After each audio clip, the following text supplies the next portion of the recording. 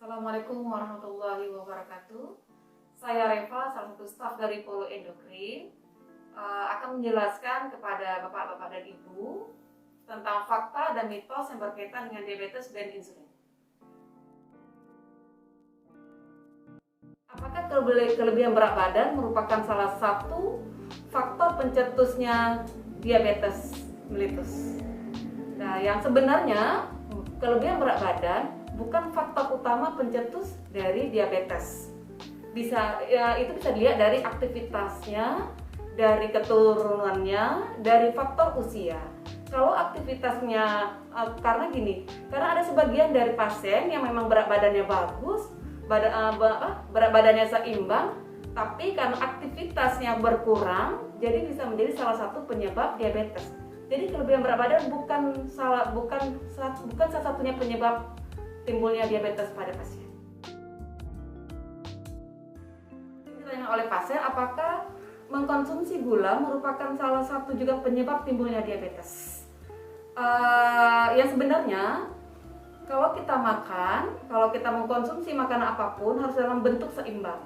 Nah, masalahnya sekarang pasien-pasien sering mengkonsumsi bukan cuma gula yang berlebihan, tapi mulai dari karbo yang berlebihan, dari garam, lemak, dan salah satunya gula. Dan apabila gula dikonsumsi secara berlebihan, baik itu gula, karbo, lemak, maupun garam, itu akan memicu menaikkan berat badan.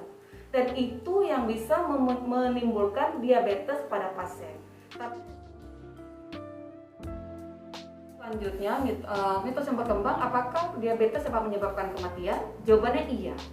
Sebenarnya bukan diabetes yang menyebabkan kematian, tapi komplikasi yang ditimbulkan oleh diabetes yang tidak terkontrol oleh pasien. Misalnya karena gula darah yang tinggi, itu yang akan menyebabkan komplikasi, terutama yang ada yang ringan dan ada yang berat. Kalau yang ringan itu yang paling sering cuma terasa kebas-kebas di kaki oleh pasien, itu keluhannya kebas, nyeri, panas, itu yang mungkin yang paling ringan komplikasi yang disebabkan oleh diabetes. Tapi yang terberat itu biasanya yang menyerang jantung, ada dan bisa juga menyebabkan kebutaan atau gagal ginjal. Gula darah yang tinggi menyebabkan aliran darah menuju jantung tidak lancar, jadi menyebabkan serangan jantung itu 2 kali lebih cepat pada pasien dengan diabetes.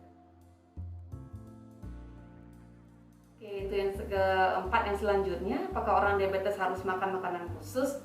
Menurut saya tidak. Makanan yang dimakan oleh orang yang tidak diabetes dengan orang yang diabetes sebenarnya sama, cuma cara pasien diabetes mengatur pola makannya. Mungkin yang dihindari itu gulanya berlebihan. Kemudian kalau misalnya hobinya yang makan kerupuk, nah itu mungkin dikurangi makan makanan yang bertepung. Atau kue-kue juga, kan ada kue yang bertepung ya, yang kayak bakwan, kayak risol, atau makanan yang tempe tapi digorengnya pakai tepung. Nah, ini menyebabkan jumlah kalorinya bertambah.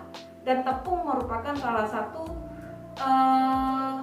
penyumbang terburuk untuk menaikkan gula darah pasien. Begitu juga gula. Jadi kalau dimakan seimbang, yang harus banyak dimakan oleh pasien itu seperti sayur dan buah yang seratnya tinggi, yang bisa menyebabkan rasa lapar itu lebih lama munculnya.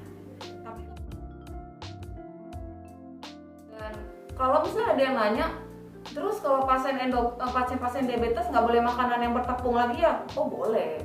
Tetap harus, kalau kepingin makan yang bertepung, makan roti, makan pasta boleh. Tapi kayak saya bilang dari awal tadi, harus sesuai dengan ukuran dan porsinya tuh harus sesuai dengan berat badan dan gula darah dia pada saat itu. Dan apabila dokter menyarankan Anda untuk memakai insulin, apakah itu tanda Anda gagal mengatur gula darah Anda? Sebenarnya tidak juga. Walaupun sebenarnya rata-rata yang memakai insulin memang rata-rata yang pasien yang tidak bisa mengontrol pola makannya. Apabila obat oral yang diberikan oleh dokter tidak mampu mengendalikan gula darah pasien, itu penyebabnya bisa jadi bukan karena obatnya yang nggak mampu, Tapi karena pasien tidak bisa mengendalikan pola makannya, tidak bisa mengatur pola makannya, akhirnya gula darahnya melonjak. Obat yang diberikan oleh dokter tidak mampu mengendalikan gula darah yang dihasilkan oleh badan. Makanya dokter menyarankan untuk pemakaian insulin. Gunanya untuk apa? Untuk mencegah komplikasi terburuk yang akan terjadi pada pasien diabetes yang tidak mampu mengontrol gula darahnya. Pemeriksaan gula darah mandiri oleh pasien itu dilakukan setelah bangun tidur atau sebelum makan pagi. Nah, itu dicek dulu gula darahnya. Dicek dulu gula darahnya, kemudian 2 jam setelah makan pagi. Itu dicek 2 jam setelah makan ya, 2 jam setelah makan dicek lagi gula darahnya.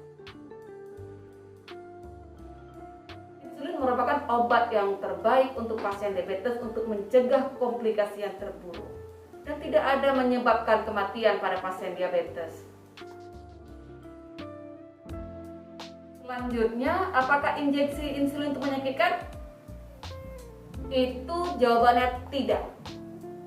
Yang sebenarnya dan yang idealnya sekali pakai buang dan harus diganti sama yang baru. Jadi setiap kali disuntik ke badan atau ke tubuh pasien tidak akan menyebabkan rasa sakit karena kita selalu menggunakan jarum yang baru. Selanjutnya, mitos yang paling banyak berkembang, apakah insulin itu dibuat dari babi atau dari manusia yang dicincang-cincang? Nah, katanya gitu tuh dulu. Jawabannya tidak. Untuk pembuatan insulin dibuat dari rekombinan DNA yang bisa dibuat massal dan diperbanyak oleh pabrik. Jadi bukan dari babi, dan insya Allah insulin itu halal untuk digunakan oleh pasien-pasien dengan diabetes tipe 1, tipe 2, dan tipe-tipe lainnya. Sebenarnya kalau kita menggunakan insulin bukan ketergantungan, tapi memang badan kita yang butuh sama insulin. Seperti Bapak Ibu butuh makan nasi.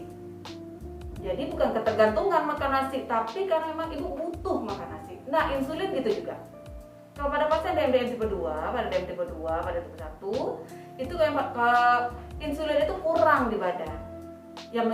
Karena insulinnya, jumlah insulin yang diproduksi oleh pankreasnya kurang, makanya menyebabkan gula darahnya meningkat. Apapun yang dimakan oleh pasien semua jadi gula. Karena insulin yang diproduksi oleh pankreasnya berkurang, makanya dimasukkan insulin ke badan sesuai dengan kebutuhan pasien. Jadi kalau Ibu menggunakan insulin bukan ketergantungan, tapi kebutuhan. Demikianlah fakta dan mitos seputar penggunaan insulin yang bisa saya jelaskan kepada Bapak-bapak dan Ibu-ibu sekalian. Terima kasih. Assalamualaikum warahmatullahi wabarakatuh.